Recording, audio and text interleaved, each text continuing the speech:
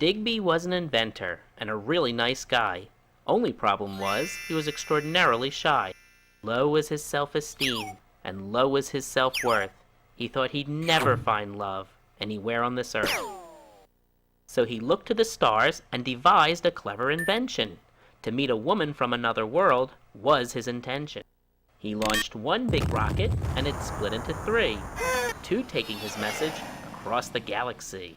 Ah, but one turned around, completely unforeseen, and landed in the yard of Digby's neighbor, Maxine. Digby was unaware that on him Maxine had a crush, and when she read his desperate message, it caused her to blush. So she created a costume to be a vixen from space.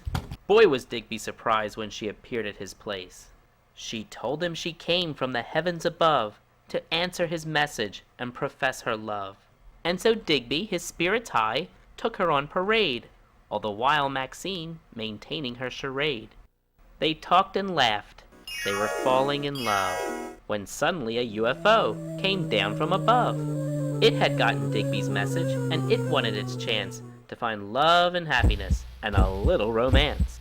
Digby told the creature it was too late, but to his surprise, the creature revealed it was Maxine in disguise. Digby was stunned, angry, and shocked. He thought it was his dreams that Maxine had mocked. Not so, said Maxine, but off Digby wallowed, completely unaware that Maxine had followed. Digby got to his house, but he wasn't alone. A giant monster was there, waiting in his home. It too got his message, but it wasn't looking for a mate. It was hungry for dinner, and thought Digby would taste great. Maxine pleaded. She didn't want Digby hurt, but the monster looked and only saw dessert. And just before it was going to swallow the pair, there came a flash of light, and the monster wasn't there. Yes, they were safe, but who gave them the reprieve? It was the other creature, whose time had come to leave. It didn't mind that Digby's affections it had lost, for it could see that these two were star-crossed. We never got your name, said Digby, feeling stupid. That's quite all right, it said. Just call me Cupid.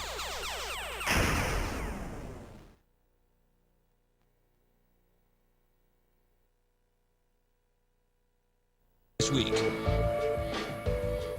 Well, we knew you had it in you. Many, many of you had it in you. After all, everyone loves a love story. If you'll recall, we asked Good Morning America viewers to get out your video cameras and start shooting and editing your own homemade love stories. We called our contest A Whole Lot of Love Stories, and a whole lot of love stories is what we got. We got hundreds of entries from all kinds, from all over the country. Teenagers, senior citizens. Here's a look. Going my way, soldier?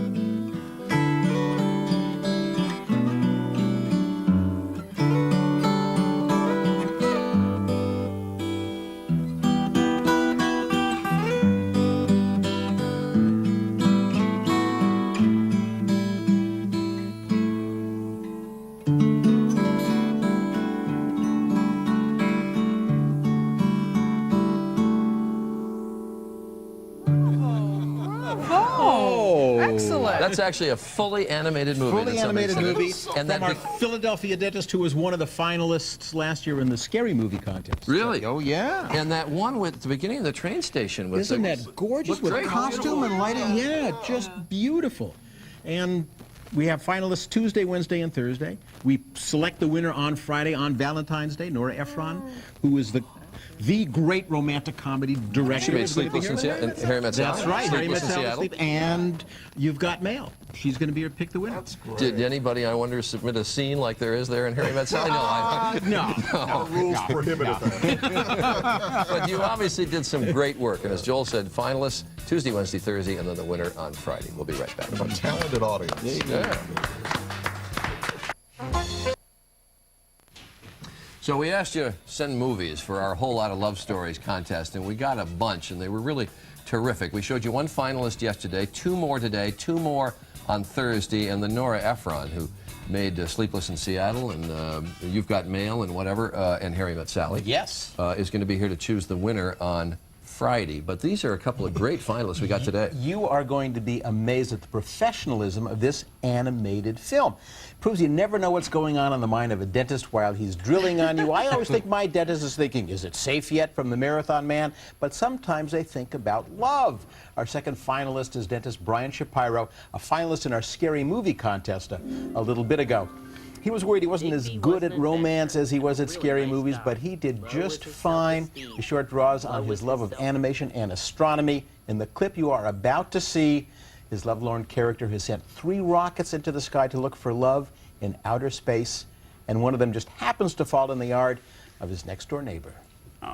Digby was unaware that on him Maxine had a crush, and when she read his desperate message, it caused her to blush. So she created a costume to be a vixen from space. Boy, was Digby surprised when she appeared at his place. She told him she came from the heavens above to answer his message and profess her love. Oh, isn't that beautiful? Yeah. Made on a computer, a program called Macromedia Flash. Just incredible. Our next... So this Valentine's Day morning, it's time to pick the winner in our film contest. And to do the honors, we have a celebrity judge who knows everything about romantic movies. She is writer, director, the fabulous Nora Ephron, who not only did When Harry Met Sally, she wrote or kept trying to hook up Meg Ryan with Tom Hanks in Sleepless in Seattle and You've Got Mail. And Nora Ephron is here to help judge. She also has a play in New York called Imaginary Friends about the way our enemies define us. And it's got 2 more nights. Go see it here this weekend in New York. And entertainment editor Joel Siegel is here as well. So were these pretty good? Were you surprised? Well, a few of them were really good. In fact, the one that won is a charming movie, and the one that the runner-up is a real gem. I think you have to look at them in the context. I think you want a happy ending, don't you think? You want a happy ending. Yes, I think of this kind of thing. So that was one thing we were looking for, hard, perhaps this year more than ever, a happy ending. Okay, let's take a look at some of our entries. Finalist number 1, Cupid in a Bottle. An LA girl puts a message in a bottle looking for Mr. Right, who happens to be right around the corner. Directed by librarian Limari Vargas. Such a loser. Ouch! Finalist number 2, StarCrossed, the animated story of a lonely scientist looking for love in a galaxy far, far away, but finding it in his own backyard. Created by dentist Brian Shapiro. Boy, was Digby surprised when she appeared at his place.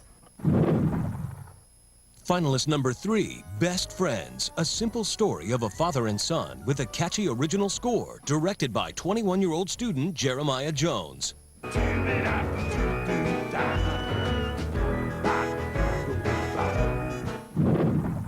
Finalist number 4, Woo Romance, a special effects look at a happy hour love story, done in the style of non-stop action director John Woo, by editors Christopher Allender and Marcos Gabriel.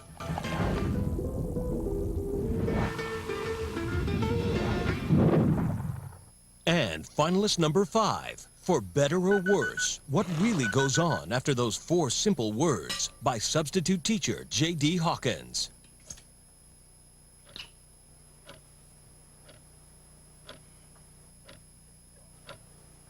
You should have been the judge. You know, it just reminds you that love comes in all forms, doesn't it? Through every door. And we're going to announce the winner in the next half hour. And Look at this. Isn't this unbelievable? Yeah. Yes, you'll not only get to hear who the winner is, you'll get to meet the winners. That's right. Coming up. Good Morning America takes a break. We'll be right back. This is your son.